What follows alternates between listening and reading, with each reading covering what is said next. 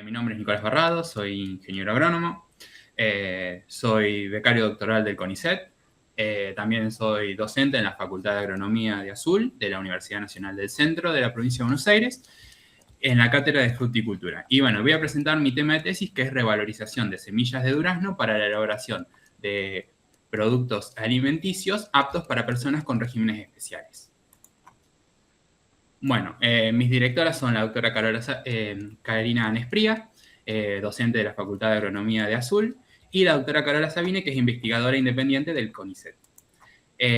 Mi lugar de trabajo es la Facultad de Agronomía y en particular en el Laboratorio de Investigación y Servicios en Calidad Alimentaria, Inocuidad y Valor Agregado, que es el Laboratorio CAIO. Bien, en cuanto al estado de avance actual del doctorado, la última actualización fue la aprobación del plan de tesis, que fue en marzo de este año. Cuento con los 30 créditos requeridos por el doctorado en cuanto a cursos de posgrado. 11 de esos créditos corresponden a cursos internos y 19 corresponden a cursos externos, y todavía no tengo acreditado lo que sería el requisito de la publicación y el certificado de idioma extranjero. Bien, ahora pasando a la temática de la tesis de doctorado, como saben, actualmente la cantidad de personas que ven limitada su alimentación por ciertas enfermedades se encuentra en aumento. Y dentro de estos tenemos a los celíacos, que son aquellos que no pueden consumir alimentos que contengan trigo, avena, cebada, centeno o sus variedades híbridas, debido a que poseen una alergia o una intolerancia a ciertas proteínas presentes en estos cereales. Y por otro lado tenemos a los diabéticos, que son personas cuyos alimentos deben ser productos con menor contenido de azúcares agregados o menor contenido de grasas saturadas. Por otro lado, también existe un importante avance en lo que es el aprovechamiento de subproductos provenientes de la industria alimenticia. Por ejemplo, las cáscaras, restos de pulpa, semillas, bagazo, orujo o mosto.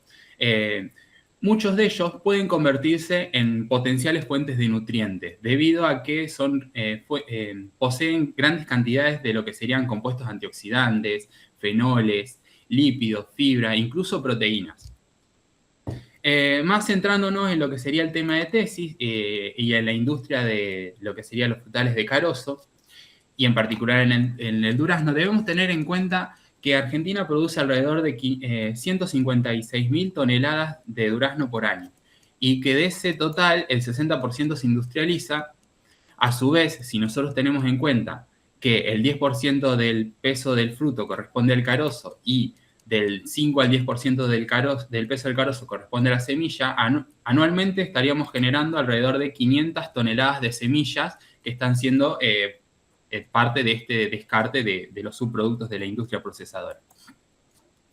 En cuanto a los actuales usos que tienen estos subproductos del procesamiento del durazno, tenemos la elaboración de abonos mediante el compostaje. También se utiliza debido a la dureza del endocarpio para relleno de callejones. Se los puede utilizar como biomasa para la generación de energía. Por ejemplo, yo encontré esta noticia donde una empresa de Mendoza, utilizando lo que serían desechos de durazno y de damasco, puede generar energía y ahorrar un 25% del gas necesario para una campaña productiva. A su vez, también se pueden utilizar para la extracción de aceites con fines cosméticos. Todo esto a mí en un principio me hizo plantearme una pregunta. ¿Cuál es el verdadero potencial de las semillas de durazno? ¿Es simplemente ser compostadas o ser quemadas? Y fue ahí cuando planteamos el objetivo de caracterizar las semillas de durazno para la obtención de productos derivados y elaborar un alimento que sea de alto valor agregado y que sea apto para las personas con regímenes especiales como los que estuvimos hablando. ¿Cuál es el propósito del impacto que quiero lograr con esta tesis? Bueno, en primer lugar es revalorizar la semilla de durazno, es decir, hasta ahora es un subproducto que termina siendo descartado, ya sea esperando a que se degrade en pilas en la trasfábrica o en la trasindustria, o siendo quemado o compostado. Entonces, también lo que vamos a lograr es reducir los desperdicios, es decir, aprovechar un recurso que hoy por hoy está siendo descartado e incorporarlo a nuevos procesos productivos. Esto también nos va a permitir mitigar el impacto ambiental, ya que en la mayoría de los casos que no son aprovechados, estos descartes constituyen lo que sería un refugio y una fuente de alimento para diversas plagas y enfermedades que ya sean de índole productiva como de índole urbana. Por otro lado, lo que vamos a lograr es también elaborar alternativas alimentarias saludables, que no solo sean ricas, sino que también sean nutritivas, y ampliar la oferta de productos para estas personas que tienen restricciones en cuanto a los alimentos que pueden consumir. Bien, ahora les voy a contar brevemente el paso a paso de la tesis, un poco lo que he hecho, un poco lo que queda pendiente por hacer. El primer paso fue adquirir la muestra, para lo cual nos pusimos en contacto con una empresa productora de mermeladas, que es el Procal, que está ubicada en la ciudad de San Pedro, provincia de Buenos Aires, los cuales no están, en ese momento no estaban utilizando los carozos de durazno para ningún fin, salvo dejarlos que se degraden. Entonces, nosotros seleccionamos aquellos que estaban en mejores condiciones y fueron los que trajimos acá a la Universidad Azul, donde aplicamos, los oreamos al sol durante 7 días para eliminar los excesos de humedad y, a su vez, como deshidratar los restos de pulpas que quedaban adheridos a los carozos. Una vez finalizado ese periodo, pasamos a la etapa de apertura de los carozos, la cual realicé en forma manual y me permitió juntar 4 kilos de semilla de durazno, que fueron los que estoy utilizando actualmente en mi tesis. Bien, una vez extraídas las semillas de durazno, lo que hicimos fue caracterizarlas. A partir de determinar la composición centesimal de la semilla de durazno, logramos concluir que tenían un excelente perfil nutricional. El principal componente son lípidos, que rondan alrededor del 50% del peso de la semilla. A su vez, el segundo componente mayoritario son las proteínas, con alrededor de 25%. Y dentro de los minerales, los más destacados son calcio y magnesio, con alrededor de 200 miligramos de cada uno, cada 100 gramos de semilla. Después también evaluamos el contenido fenólico, que resultó ser relativamente bajo, y la capacidad antioxidante, que fue moderada para estas semillas. Bien, luego pasamos a la etapa de obtención y análisis de los productos derivados, donde nosotros decidimos trabajar con 4 productos que fueron aceite, pectinas, bebida vegetal y harina. En cuanto al aceite, bueno, los valores que obtuvimos para los índices de calidad y densidad fueron promedios comparados con matrices similares, como por ejemplo el aceite de semillas de damasco o de almendra. Luego hicimos un análisis composicional del aceite, donde determinamos que el principal ácido graso presente era el ácido oleico, con alrededor del 60%, y de la totalidad de ácidos grasos teníamos cerca de un 90% de ácidos grasos insaturados. Bueno, este aceite no posee capacidad antimicrobiana, es decir, no tiene ningún efecto ni bactericida ni bacteriostático, y nos queda pendiente realizar un análisis de la estabilidad oxidativa del aceite para ver cómo es su comportamiento a lo largo del tiempo.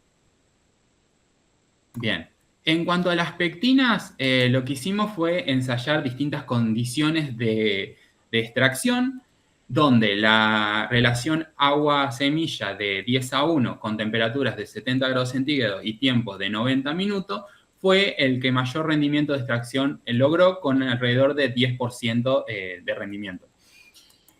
Luego, mediante distintos análisis de caracterización, nos permitieron establecer que esta pectina no está completamente esterificada, sino que posee alrededor de un 76 a 80% de esterificación, lo cual la categoriza como una pectina de grado medio o alto de metoxilo. Estas pectinas se caracterizan por poder gelificar a pHs bajos, alrededor de 3, y en presencia de altas concentraciones de azúcar. Bien, en cuanto a la bebida, también ensayamos distintas condiciones de obtención, obteniendo en total 12 combinaciones de los parámetros evaluados, de los parámetros variados, que sería la primera imagen que se encuentra a la derecha superior.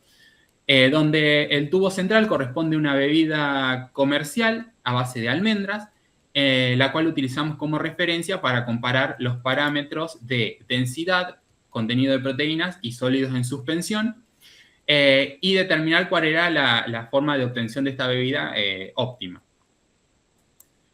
Luego realizamos estudios de vida útil, donde logramos determinar que la vida útil para esta bebida era de 14 días.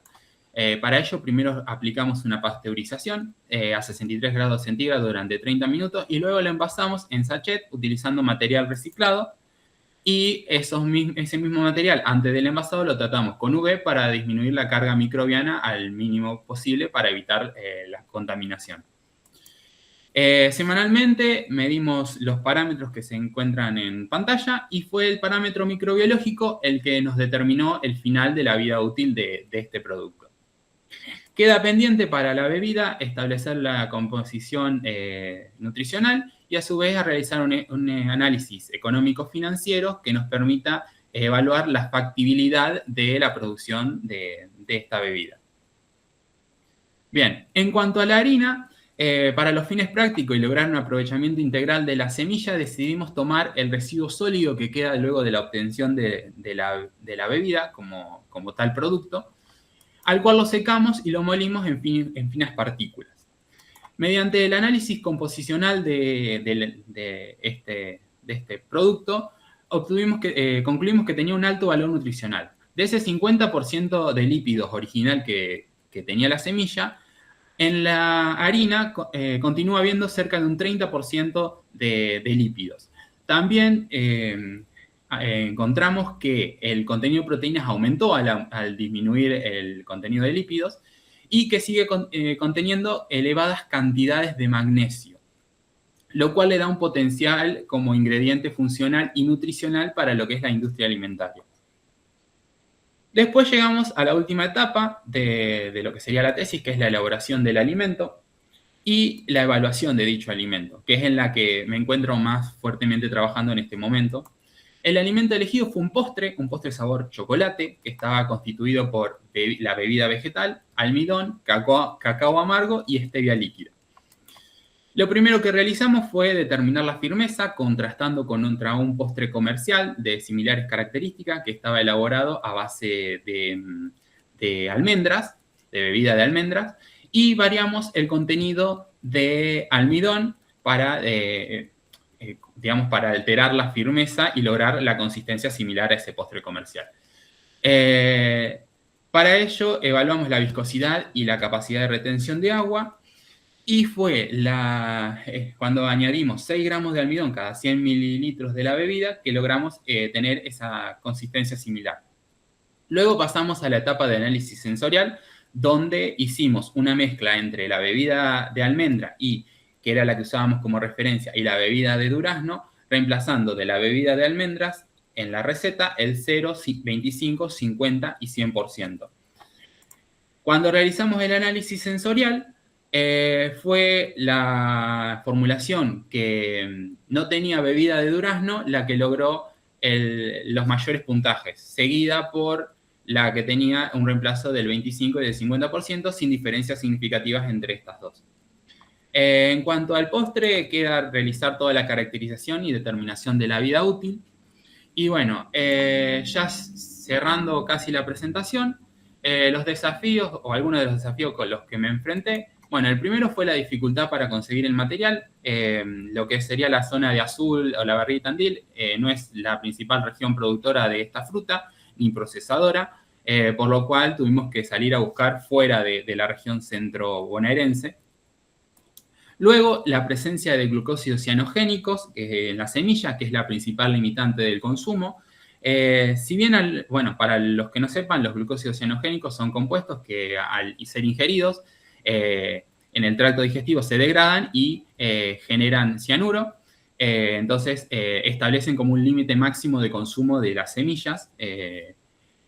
Esto ensayamos dos métodos de detoxificación, los cuales luego los probamos, los evaluamos la toxicidad residual a través de citotoxicidad, utilizando células Vero, células de riñón de mono africano, riñón de mono verde africano, Con extractos de estas semillas tratadas sin tratar hasta 3.000 microgramos por mililitro de medio de cultivo, no encontramos citotoxicidad significativa e incluso hubo una estimulación de la viabilidad celular de hasta el 20%.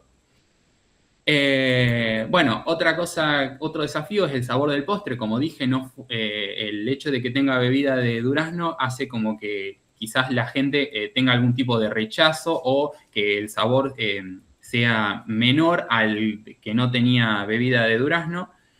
Y como siempre, la rotura faltante de equipos o reactivos es otra limitante a la hora de poder realizar estas técnicas, porque son demasiadas técnicas y para muchas matrices. Lo último, las próximas actividades que quedarían para el 2026-2027 sería finalizar la parte experimental, realizar presentaciones de resúmenes a congreso, así como redactar textos para publicar en revistas científicas y la redacción del documento final de tesis. Bueno, eso sería todo por parte de mi presentación y perdón si fui rápido, pero tenía muchas cosas para contar.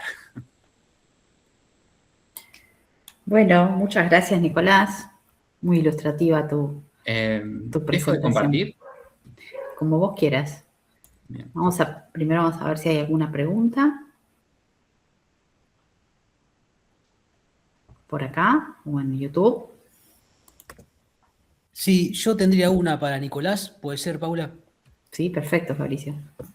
Sí, Nicolás, ¿cómo te va? Yo te pregunto por la técnica que elegiste para secar los carozos, que los pusiste al sol. Sí. ¿Por qué no utilizaste la técnica del secado en las cámaras que hay en la facultad y compartimos pabellón para el resto que nos está viendo? Sí. O en las estufas. ¿Por qué elegiste esa técnica? No, lo secamos básicamente por la cantidad que era y otro por las condiciones en las que estaban. Era como que tenían bastante humedad y restos de pulpa y demás, y algunas incluso por ahí ya tenían algún estado avanzado que dañaba, digamos, lo que sería externo al carozo, si bien la semilla estaba sana. Entonces, por una cuestión de no entrar quizás en conflicto de contaminar algo o no, lo decidimos dejar así. Luego, una vez extraídas las semillas, sí, las conservamos secas y frisadas para tratar de extender su vida útil lo máximo posible. Pero fue más que nada por eso, por una cuestión de tratar de evitar conflictos quizás o contaminación con algún otro proyecto. Bien, bien, no, porque digamos en la cámara te entraban. Sí, estoy pensando si no fue el periodo en el que estaba la cámara rota. Ah, bueno, también, 2023, esa también, porque yo la usé. 2024. Compartimos el mismo periodo de tesis y yo la usé para secar algún bien. material mío, pero sí, había tenido problemas, tenés razón. Sí. No me acuerdo si no fue justo también ese periodo, entonces digamos se dieron las dos cosas. Perfecto, muchas gracias. No, de nada. ¿Alguna otra pregunta? En YouTube preguntan por qué la elección de chocolate y si probaron sin saborizar el postre, o sea, el postrecito sin saborizar, no sé si es muy rico, pero si ustedes probaron o si también probaron, por ejemplo, dejarle sabor a durazno. Y dicen que les encantó tu presentación. Bien, bueno, muchas gracias. Bien, en cuanto a por qué elegimos el sabor a chocolate, o por qué lo elegí, básicamente se lo propuse a mis directores y ellas accedieron. Yo en el primer año, como tardé en conseguir el material vegetal para trabajar, digamos, las semillas, empecé a hacer pruebas con lo que sería bebida de almendras. Y probé con vainilla y no me terminó de gustar. Y yo tengo gustos de chico. Entonces, si a mí no me gusta, es como decir, no creo que le guste, que sea atractivo para los demás. Pero el chocolate logra como una combinación buena con la almendra y a su vez como que mascara un poco el sabor. Lo que tienen las semillas de durazno es que tienen como un dejo amargo. Suponemos que es por los glucosas cianogénicos, habría que ver bien. O quizás algún otro factor que tiene la semilla. Entonces, como que el chocolate sentíamos que podía llegar a enmascarar más ese sabor que por ahí podría llegar a tener un recelo o una reticencia a probarlo. ¿Y por qué usaron stevia y no azúcar? Porque por ahí el azúcar enmascara incluso un poco más los gustos. Sí, dame un segundo que creo que habían mandado otra pregunta. Sí, ahora te las leo para listo, completar bueno. eso. No, ¿por qué azúcar? Porque tenía que ser apto para diabéticos, entonces teníamos que reducir al mínimo el claro. contenido de azúcares agregados. Claro. Pero si lo quisieran hacer como para el público en general, podría Podríamos ser probar. y se podría probar y ver qué onda. Sí, podríamos probar. Bueno, remarcan que trabajaste con mucha cantidad de muestras, lo cual es loable, digamos.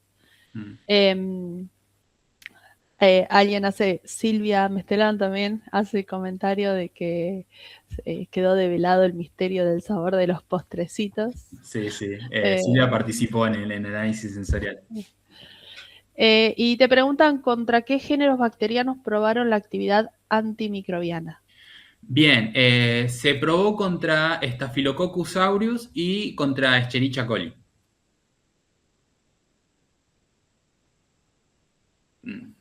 Yo que no tengo ni idea, es porque es con los que se prueba generalmente. Son dos bacterias, una es gram positiva, la otra es gram negativa, lo cual le da como más variabilidad a la hora de probar y son bacterias por ahí comunes o son las que más se utilizan ahí en los ensayos de microbiología en el laboratorio en el que estoy trabajando. Entonces, como que, bueno, es un poco lo que había disponible para probar. Se podría probar con algunas otras cepas. ¿Y para que esto salga al mercado es necesario probar con otras cepas o con esas dos está bien? O sea, digo para un futuro, no es la verdad es que no tengo idea, si te soy sincero. Es más, o sea, se probó como para decir si tenía alguna funcionalidad para, ya te digo, bactericida o bacteriostático. No hace a, si vos querés comercializar el aceite, no tenés que tener este estudio hecho, digamos. Es un adicional como para ver si tenía una funcionalidad más el aceite. Claro, hacen el comentario de que por ahí contra otras bacterias podría ser efectivo, activo, sí. Pero bueno, eso te voy a poner a probar como. Sí. Sí, podría llegar a ampliar la cantidad de cepas que podría utilizar para realizar este análisis.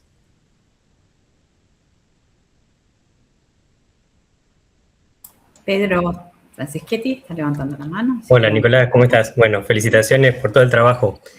A mí me llamó un poco la atención lo que comentaste media la pasada respecto a que prolongó la vida celular cuando hicieron los cultivos para ver la citotoxicidad.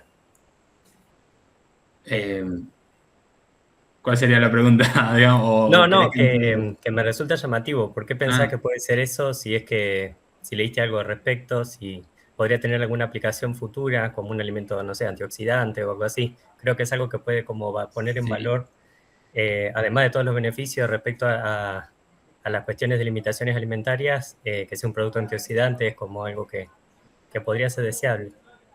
Bueno, en cuanto a la capacidad antioxidante, no es, te diría que no es el producto en el que más he visto esta funcionalidad. Desconozco, o me faltaría, mejor dicho, ampliar las teorías de por qué podría ser esto. Calculo que la capacidad antioxidante que tiene la semilla viene principalmente de la matriz lipídica, ya sea de los lípidos, de los ácidos grasos insaturados, como de tocoferoles. Hicimos un estudio de tocoferoles también, que no llegué a contarlo por cuestiones de tiempo. También el perfil nutricional puede ser que al ser tan rica en lípidos, en proteínas, sea esto lo que las células puedan aprovechar para nutrirse. Sé que hay varios estudios, no sé si tanto de la capacidad antioxidante o como ingrediente antioxidante, sino más que nada como ingrediente anticancerígeno por la presencia de glucósidos cianogénicos. Y he leído muchos trabajos donde cuando se ensaya los extractos de semilla de durazno contra lo que serían cultivos celulares de células cancerígenas o de tejidos cancerígenos, tienen mayor sensibilidad. Es como que citotóxicamente la dosis 50 sería menor, es decir, son más sensibles. Por ese lado también podría llegar a tener alguna funcionalidad en la salud. Buenísimo, gracias. Dije antioxidante, pero en realidad sería como un efecto anti, no sé, prolongador de la vida celular. Antimuerte celular programada. Puede ser. Claro. O fortalecimiento de la célula, ya sea para, no sé, como rejuvenecimiento o multiplicación celular o algo de eso, puede llegar a tener ese efecto. Bueno, ¿hay alguna otra pregunta?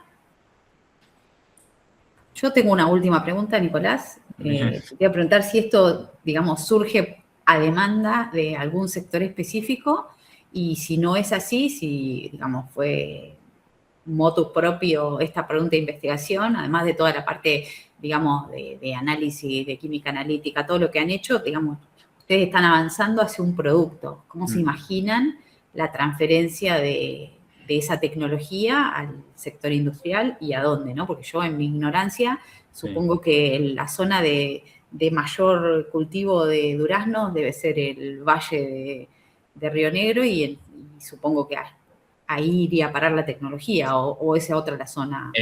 Sí, en realidad es otra la zona, perdón que te corrija. Por eso te pregunto. Justo trabajo en fruticultura, entonces como que estoy metido en el tema. No, la principal región productora es Cuyo, principalmente Mendoza.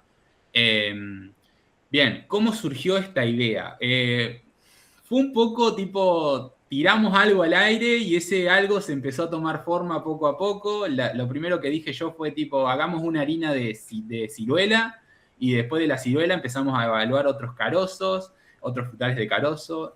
Después llegamos a la conclusión que la ciruela tenía una semilla muy chica, entonces como que no nos complicaba a la hora de extraer y de obtener materia prima, entonces terminamos quedándonos con el durazno.